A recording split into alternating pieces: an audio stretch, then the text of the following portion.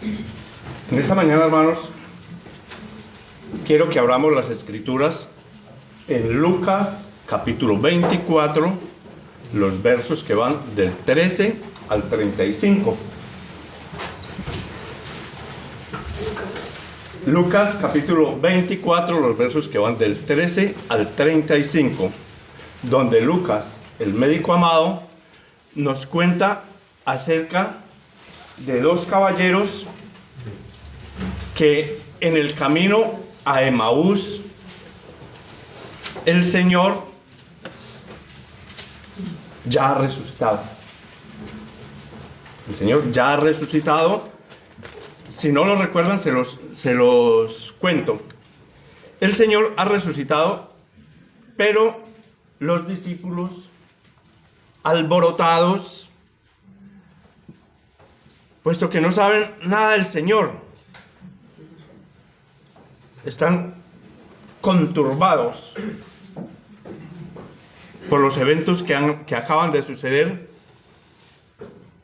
Y hay de los que piensan que el plan del Señor fracasó, puesto que Él venía a vencer al Imperio Romano. Él venía, lo pintaban ellos en su imaginación como montado en un gran corcel blanco, con una espada inmensa, brillante.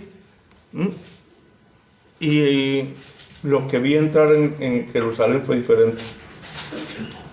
Vi entrar a un carpintero montado en un borriquito. Quizá cuando el Señor hablaba de la resurrección, piensan ellos, a lo mejor cuando el Señor hablaba de la resurrección era algo metafórico, hipotético. Y Él ahora está literalmente muerto, y ahora nosotros, o sea, los discípulos que habían quedado, ellos temen que o los judíos o el Imperio Romano vaya por ellos y los arrase.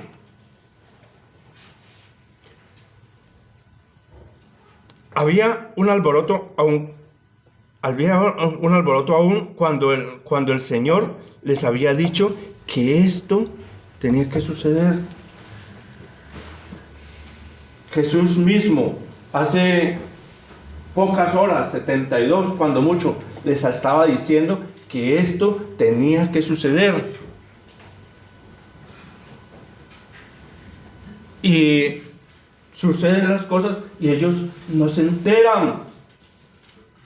No saben por qué, no saben qué camino tomar.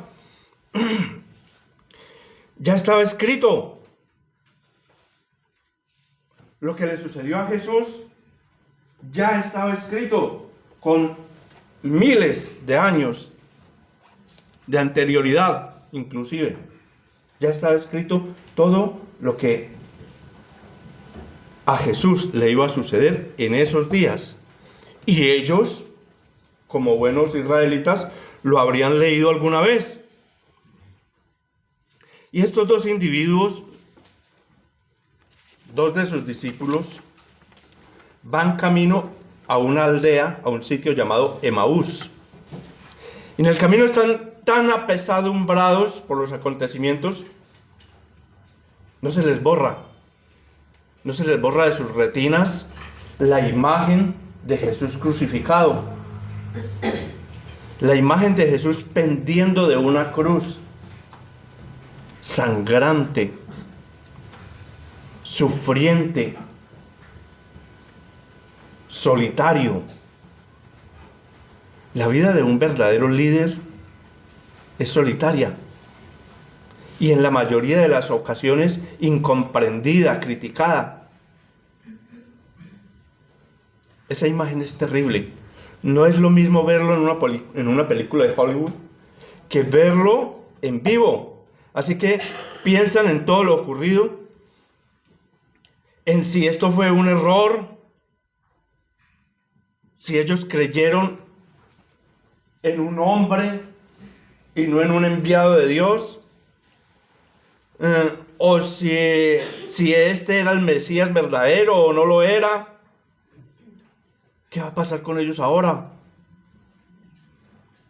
Y la Biblia narra que de pronto en el camino, ellos van allí en su discusión, en sus elucubraciones, de pronto en el camino se les une Jesús resucitado, Se les une Jesús resucitado y empieza a caminar con ellos. Esto nos dice que cuando se te derrumba todo, cuando te has quedado sin trabajo, cuando el resultado de las analíticas dan a saber que tienes la enfermedad esa cuyo nombre asociado al tuyo no lo queremos mencionar siquiera, o el matrimonio se acabó, la vida que compartías con esa persona se ha ido al traste, llevándose consigo tus sueños, tus fantasías, tus secretos más íntimos, y ahora tendrás que empezar de nuevo, solo, sin nada en las manos, y tu futuro oscuro e incierto. Estás aquí en este país, solo, sola, sin documentos, sin nadie que te eche una mano, solo, necesitado, futuro incierto. Yo te digo en esta mañana, no temas. No temas, no temas, Jesús camina contigo, Jesús está a tu lado, Jesús está en ti. Pero ¿dónde? Que no lo veo. No te preocupes, solamente es que tus ojos están velados. Eso es todo. Eso es todo lo que sucede. Preguntaba mi hermano Carlos, pero ¿cómo si ellos estuvieron con él esta mañanita, hace unos minutos? Preguntaba mi hermano Carlos, si ellos estuvieron con él 3 años, caminando con él, viéndole todos los días, escuchándole. ¿Cómo es posible que ahora se pone junto a ellos y no le reconocen? Si Dios quiere, vela tus ojos y no le ves. Si Dios lo quiere, Él vela tus ojos y no lo ves. La angustia, el miedo, la incertidumbre obnubilan tus ojos, obnubilan tu percepción de las cosas. Por eso no puedes ver a Jesús que camina a tu lado. No lo puedes ver.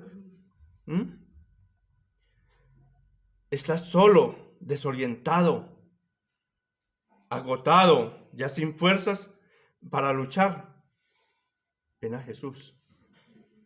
Ven a Jesús, te lo digo por experiencia propia. Yo vine a Jesús el día 5 de junio de 1986. 5 de junio de 1986. En mi bautismo estuvo Alejandro Arango. Allí estuvo conmigo. Él fue uno de los que ayudó a meterme a las aguas del bautismo. 5 de julio de 1986. Y desde entonces dejé de ser yo, ahora somos nosotros. Nosotros. Mi Dios y yo somos nosotros. Ya nunca más volví a estar solo. Jamás. Nunca más volví a estar solo porque ahora somos mi Dios y yo caminando juntos. Y mi Dios y yo somos mayoría. A pesar de lo que suceda, a pesar de lo que se nos ponga por delante, mi Dios y yo somos mayoría. Ya nunca más volví a estar solo. Nunca más. Ahora somos nosotros. Nunca más en angustia. Nunca. Dios conmigo está y Él y yo somos mayoría. Continuando con la lectura, hermanos. Nos dice la Escritura que Jesús comienza a caminar con ellos. Pero ellos no le reconocen porque el Señor no quiere todavía que le reconozcan. Porque las cosas no se dan cuando yo quiera, sino cuando Dios disponga.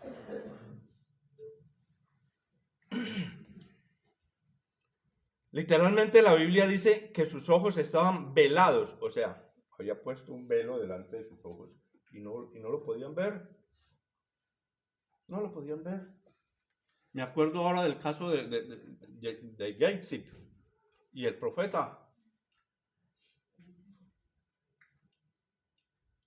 Él se levanta, abre la ventana y ve eso lleno de soldados enemigos. ¡Ay, ay, ay, ay! Vienen los soldados. Aquí se acabó todo. Estamos solos. Y entonces dice el profeta: ¡ay, Dios mío! Abre los ojos de este cabezón para poder que vea. Dice que volvió a mirar. ¡Bah! Y las multitudes de los que peleaban con Gehazi y el profeta eran mayores que las de los soldados que estaban en contra de ellos.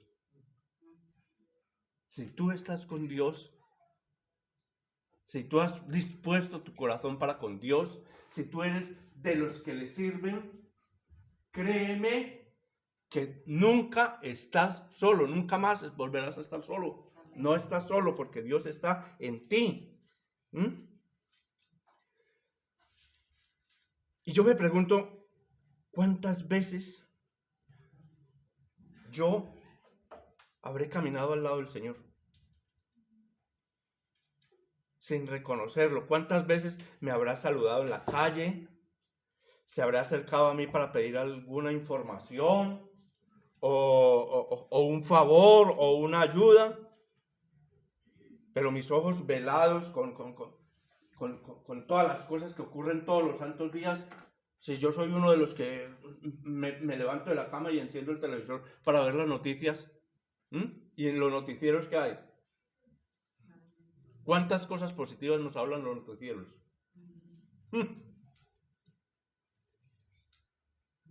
Imagínense que en Colombia hay un día al año, un día en el que los noticieros se han propuesto solamente dar noticias positivas. Un día al año. Y los otros 364 días, dale que te pego con lo mismo. Dale. No, negativo todos los santos días. Porque en Colombia solamente cosas feas pueden suceder. Así estamos. Así estamos. Entonces, el Señor empieza a caminar al lado de ellos y se une al coloquio, se une a la charla. Entonces el Señor pregunta: ¿qué pasó? ¿Qué pasó, muchachos? Como ignorando, ¿sí? Como ignorando todo lo que había ocurrido, que Él mismo había sido crucificado, pero ahora resucitado con un cuerpo de gloria. Pregunta: ¿qué pasó? ¿Cuál es el problema? Y le dicen estos muchachos: ¿pero cómo que no sabes? ¿Cómo que no sabes? Eres forastero, no te acabas de enterar de lo que está en la primera página de todos los periódicos. Todos los noticieros dicen lo mismo. Todos los periódicos, el Jerusalén Post. Ahí está en primera página, crucificado el Mesías.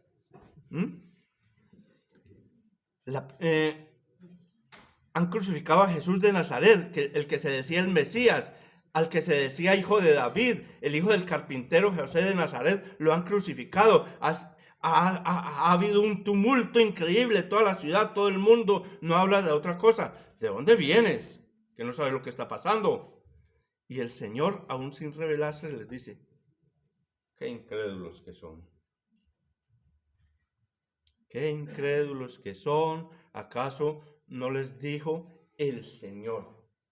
¿Acaso no les dijo el Señor que tenía que ocurrir todo esto? Hablaba de sí mismo en tercera persona. ¿Acaso no es lo que estaba profetizado en la Biblia? Y la Biblia dice que les empieza a contar todo desde Moisés, pasando por los profetas, y empieza a relatar la Biblia, o lo que en aquel entonces era el Antiguo Pacto, el Antiguo Testamento. utilizando el Antiguo Testamento, empieza a referirles todas las cosas que habían escritas acerca de él y cómo era necesario que él muriera.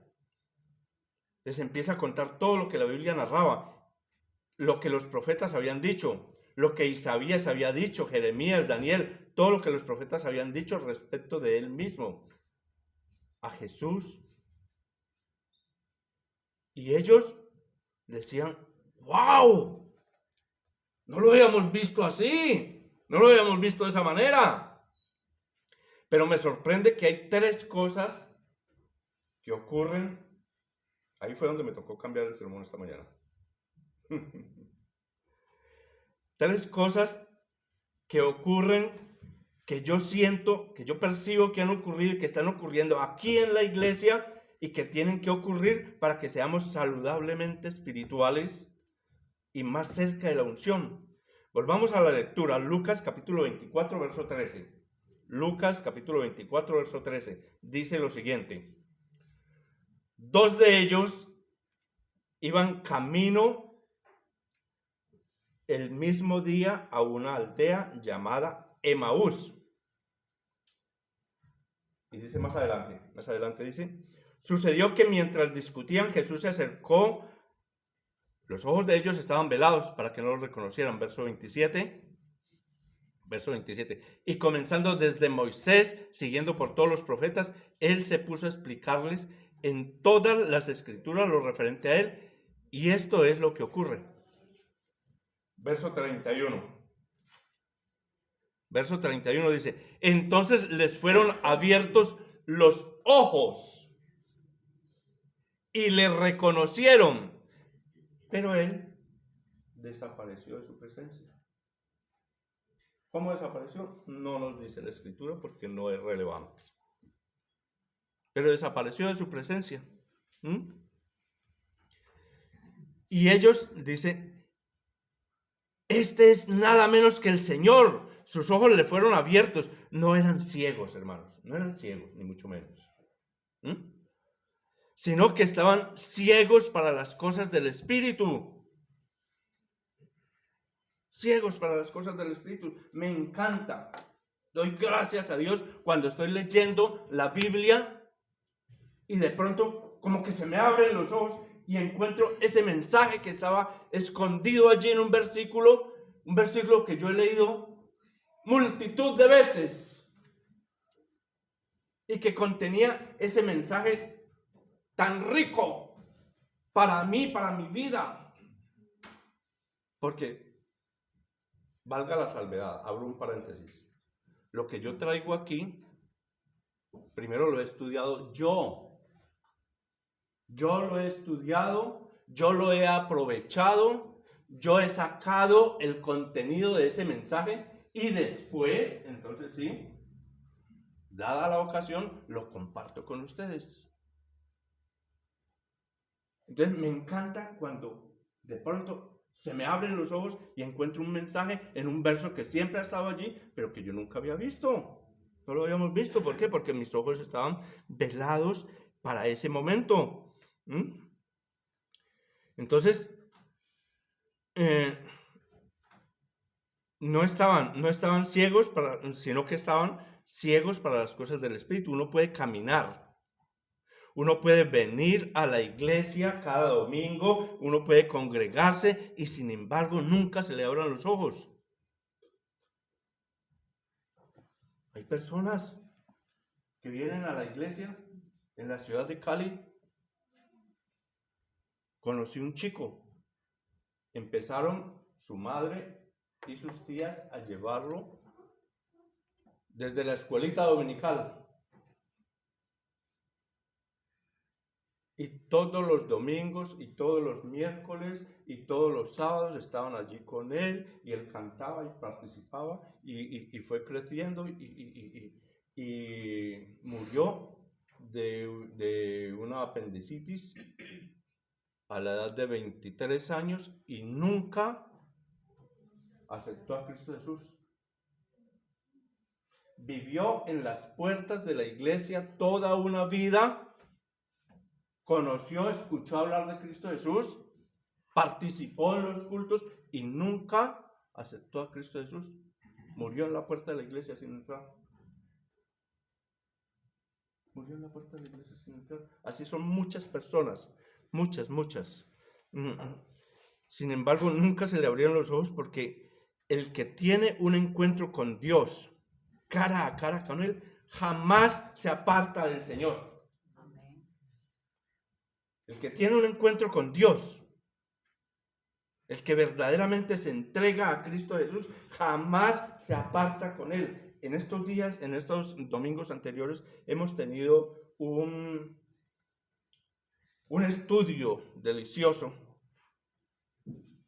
en el cual en algunas ocasiones ha saltado la misma pregunta: ¿puede un cristiano perder su salvación?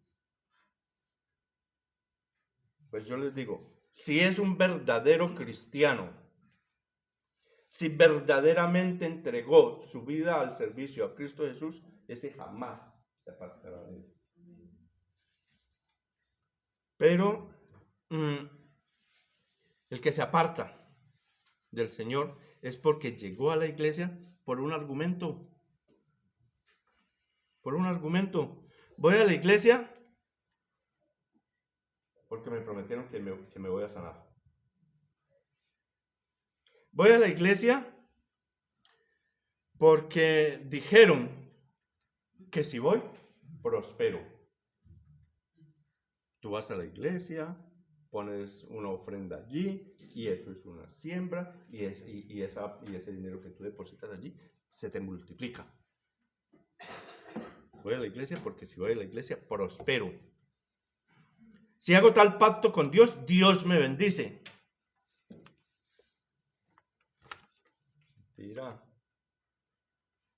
Mentira. Pero el que tuvo un encuentro cara a cara con Cristo Jesús, como Saulo, que tuvo un pequeño encuentro, por pequeñito que haya sido el tiempo que Saulo vio los cielos abiertos. Hay comentaristas que dicen que no, que fue un largo tiempo, que estuvieron hablando y que Jesús le dio sus enseñanzas. Otros dicen, no, 30 segundos. Así sean 30 segundos. 30 segundos de cielos abiertos fueron suficientes para que Pablo estuviese preso, esclavo de Jesús toda la vida. Todo lo que le quedaba de vida. Un momento de ver los cielos abiertos hacen que para siempre quedes anclado a su gloria. Pase lo que pase, eres incondicional, porque se te abren los ojos y tienes un encuentro con Él. Y se les abrieron los ojos y reconocieron que era Jesús. Pero Él desapareció dejándoles los ojos abiertos. Dejándoles los ojos abiertos. Pero no solo esto. Antes de esto, ya Jesús les había abierto otra cosa. Está en el versículo 32. El versículo 32 dice: y se dijeron el uno al otro, ¿no ardía nuestro corazón de nosotros mientras Él nos hablaba en el camino, cuando Él nos abría las Escrituras? Ahora me doy cuenta que previo al momento en que Dios les abre los ojos, ya les había abierto las Escrituras. Ya les había abierto las Escrituras. No es lo mismo cuando tú lees la Biblia sin la revelación del Espíritu Santo. No es lo mismo. Porque es como si estuvieras leyendo el Quijote o Parque Gorski o qué sé yo, un libro de literatura universal. No es lo mismo. No es lo mismo cuando tú dices, me voy a sentar a leer las Sagradas Escrituras, y primero dispones tu corazón, haces una oración, pides la dirección del Espíritu Santo para que Él te revele el mensaje que quiere que tú leas hoy. No es lo mismo a simplemente coger la Biblia y ahí por ojear, como cuando estás sentado en un despacho, ojeando la Biblia así. pasando tus ojos por las páginas de la Biblia. Es un simple libro. No pasa de más allá de ser un simple libro.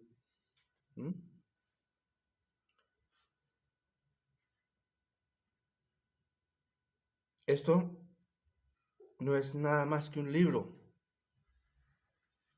Esta Biblia que tenemos en nuestros bancos no tiene poderes mágicos. Pero cuando el Espíritu Santo hace que el libro forme parte de tu dinámica de vida, este libro se transforma en palabra de vida, en palabra viva, en palabra de Dios. La palabra de Dios es viva y eficaz.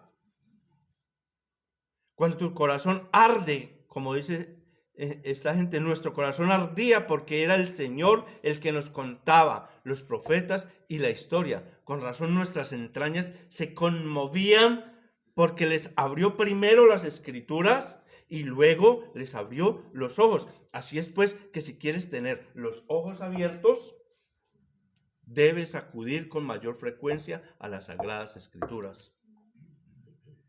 Debes acudir con mayor frecuencia a las Sagradas Escrituras. Ahora hay cientos de iglesias o congregaciones que hemos tenido los ojos abiertos, las Escrituras abiertas, ¿sí? Pero nos falta todavía un tercer nivel. Versículo 45.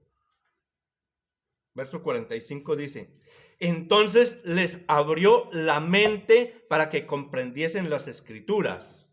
Entonces les abrió la mente para que comprendiesen las Escrituras. Primero les había abierto las Escrituras, después les abrió los ojos y por último les abrió la mente.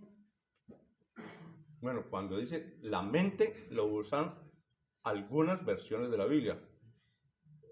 Otras versiones dicen, luego les abrió el entendimiento para que entendiesen las Escrituras. Entonces les abrió la mente para que comprendiesen las Escrituras. Primero les abrió las Escrituras, su corazón ardía. Luego les abrió los ojos y se dieron cuenta de que caminaron con Él. Y ahora les abrió la mente para que comprendiesen lo que les acababa de abrir.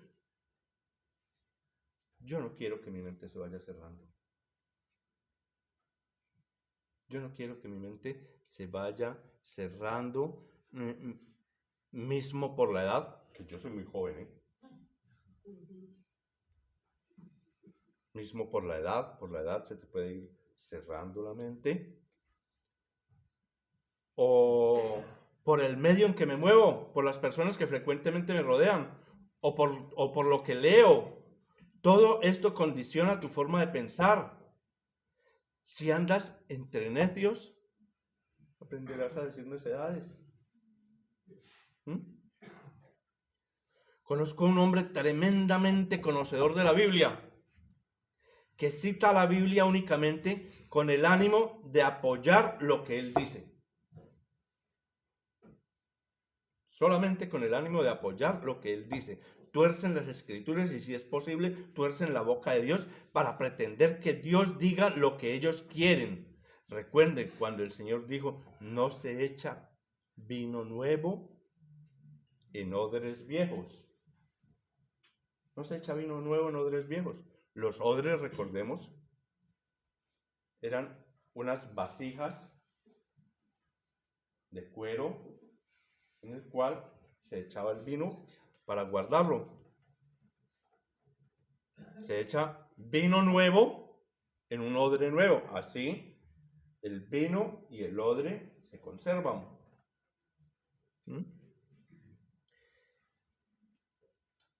Si no, el odre se revienta y el vino se echa a perder. La iglesia es una institución viva, conformada por innumerable cantidad de miembros influenciados por diferentes filosofías o formas de pensamiento. Por lo tanto, la iglesia es un organismo en constante evolución. Hoy para nosotros es fácil aceptar cosas que para la iglesia de hace 10, 15 o 20 siglos sería imposible aceptar. Por lo tanto, la iglesia es un camino donde aprendemos muchas cosas nuevas sin desligarnos ni un solo milímetro de la esencia del Espíritu Santo. Pidamos a Dios que abra nuestra mente para que podamos entender cuál es la altura y la longitud y la anchura y la profundidad del amor de Cristo, porque necesito darme cuenta que esa persona que cruza a mi lado también fue creada a imagen y semejanza de Dios. Esa persona que cruza a mi lado, que se encuentra conmigo, que nos encontramos en el ascensor, está creada a imagen y semejanza del Dios Altísimo. Así no me salude tan siquiera. Así malgaste su vida hinchándose las venas con drogas. Así su único interés en fijarse en mí sea obtener de mí algo de dinero para su próximo chute. Te lo aseguro, mi hermano, a ese también lo ama Dios. A ese también lo ama Dios y también por ese murió Cristo Jesús. Lo ama también. Y si Dios lo ama, yo también lo debo amar. Sin distingos de raza, de color, nacionalidad, clase social, credo político, religioso, deportivo, bla, bla, bla, bla, bla, etcétera, etcétera. Todas estas cosas que por retrógradas o antagonistas e inútiles van reduciendo nuestro campo visual. Van cerrando nuestra mente, van estrechando nuestra mente, desvían la mirada de lo que realmente importa, Cristo Jesús. Cristo Jesús. Conozco innumerable cantidad de personas que en cuanto se encuentran, ¿no? Que en cuanto se encuentran ya se están mandando mensajes. ¿Cómo quedó el Atlético? ¿Cómo quedó el Real Madrid? ¿Ah? Y saben vida y obra de todos y cada uno de los integrantes de su equipo. Y es una competencia por el que más sabe, por el que más datos aporte. Con esto el enemigo todo lo que logró fue cerrar su mente. La cerró para que no pueda entrar allí la luz de Cristo. No estoy diciendo que eso sea malo. Mirar un partido de la gloriosa Selección Colombia es algo muy bueno. Pero si eso me va a quitar a mí de la adoración a mi Dios,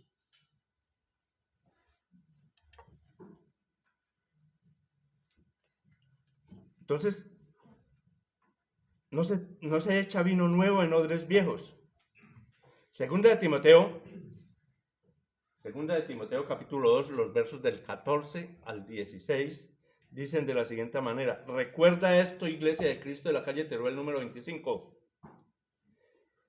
que no contiendan sobre palabras, lo cual para nada aprovecha,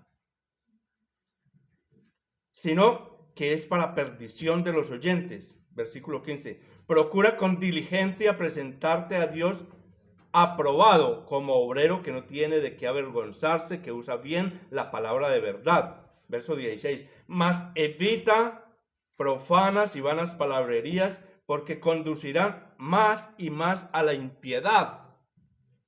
¿Qué es lo que quiere decir Dios? Que evitemos todas las formas y todos los medios de entrar en discusiones sobre temas que por carecer de importancia no nos conducen a ningún lado. Colosenses capítulo 4 dice: sea vuestra palabra siempre con gracia sazonada con sal, para que sepáis cómo debéis responder a cada uno. Recuerda, hermano, recuerda, a este también le ama Dios. Por este también murió Jesús. Recuerda, el hombre viejo no es reemplazado por viejo. No es reemplazado por viejo, sino porque tiene que ser reemplazado. Dios toma un tiempo, Dios te da un tiempo a que abras tu mente, y de otro modo tienes que ser reemplazado. Vaciemos nuestro corazón.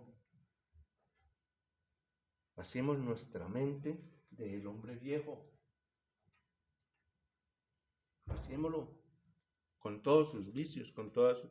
Vaciémonos, quitémonos ya de nuestro viejo hombre. Vaciemos nuestro corazón de toda clase de prejuicios racistas, clasistas, políticos, religiosos, etcétera, etcétera. Todas estas cosas son el esfuerzo del enemigo por mantenernos separados, solamente separados. ¿Qué es lo que hace la política? ¿Qué es lo que hacen los políticos? Dividir. Divide y vencerás. Dividir. Y mantienen a sus gregarios con la mente cerrada. ¿Qué es lo que hace los deportes? Lo mismo, dividir. Porque yo soy hincha del no sé qué y porque yo soy hincha del no sé cuántas. Los clasistas, los políticos, los religiosos. Todos estos son el esfuerzo del enemigo por mantenernos separados solamente de Cristo. Solamente Cristo Jesús busca la unidad. Solamente Cristo Jesús busca la unidad del Espíritu en el vínculo de la paz. Solamente en Cristo. Y me pregunto, ¿cuántos aquí en esta mañana sienten en su corazón que han perdido oportunidades? Y han sido reemplazados por no querer abrir la mente y creer lo que Dios estaba diciendo que hicieras, en cualquier orden, en cualquier nivel, a nivel pareja, a nivel empresa, en cualquier orden. Dios te dice ahora, haz el paso. Abre tu mente. Si no lo haces rápido, entonces te pierdes una revelación y el orden se pierde y tú tienes que ser reemplazado porque no estás preparado. Dios dice, no estás preparado porque cuando te di una pequeña orden, que bajaras de la barca, baja de la barca y camina. ¿Y qué es lo que hago yo? Le pido 400 reconfirmaciones. ¿Cómo lo voy a mandar a evangelizar a la Conchinchina si le estoy dando una orden pequeña, simple? Una orden simple. Duplica tu ofrenda. Es una orden simple. Duplica tu ofrenda. Y tú dices, ¡Satanás! ¿Cómo voy a dar más ofrenda? Entonces, ¿con qué como yo? Y te olvidas que aquel que te manda a dar más ofrenda es el mismo que viéndote con hambre puede sacar pan de las piedras. Puede decir a estas piedras, conviértete en pan. Entonces, ¿cómo te va a usar Dios si aún estás atado a tradiciones y rudimentos de este mundo? ¿Y cómo vas a querer ser un sembrador? Porque hay gente que dice, ay, si yo me ganara el baloto. Si yo me ganara el Euromillones, yo me ganara, todo lo daba para la iglesia. Yo quiero ser millonario para sembrar. Mentira. Si no ofrendas todo ahora que no tienes nada, mucho menos vas a ofrendar cuando tengas mucho. No, es mentira. La orden de ir y predicar a todos los hombres fue dada para nosotros hoy, aquí en la calle Teruel número 25. A nosotros fue que nos fue dada la orden de ir y predicar a todas las naciones. No digas, yo sí voy a salir a evangelizar. Yo sí voy a salir a evangelizar. Cuando yo tenga el conocimiento de Charles Spurgeon, o el de Billy Graham. No digas eso porque entonces nunca vas a empezar a ejecutar la orden que te fue dada. Dios no escogió a hombres muy preparados para darles esa orden, no. Dios escogió a hombres casi sin letras, del vulgo, casi sin preparación, pero estos tenían una cualidad que yo quiero exponer en esta mañana. Estos hombres tenían una cualidad, eran odres nuevos. Odres nuevos. ¿Quién quiere aquí ser lleno del vino nuevo? Amén. Bueno, pues entonces empecemos ya. Vaciemos nuestro corazón de toda clase de prejuicios que nos alienan, que nos enajenan del verdadero sentido del cristianismo. ¿Sabes cuál es el verdadero sentido del cristianismo? Que nos amemos todos como nos ama Dios. Amén. Hermanos, tenemos que volver a ser la iglesia que conmueva los cimientos de nuestra sociedad, una iglesia transgresora y desafiante. No un simple club social donde voy a pasar el rato de vez en cuando, sino una iglesia miembro activo de nuestra sociedad, columna y baluarte de la verdad. Una iglesia que para afectar la nación con todo lo que esto significa. ¿Estarías tú dispuesto a que ese vino nuevo venga sobre ti? ¿Estarías dispuesto? Amén. Entonces, empecemos ya. Que Dios me les bendiga. Amén.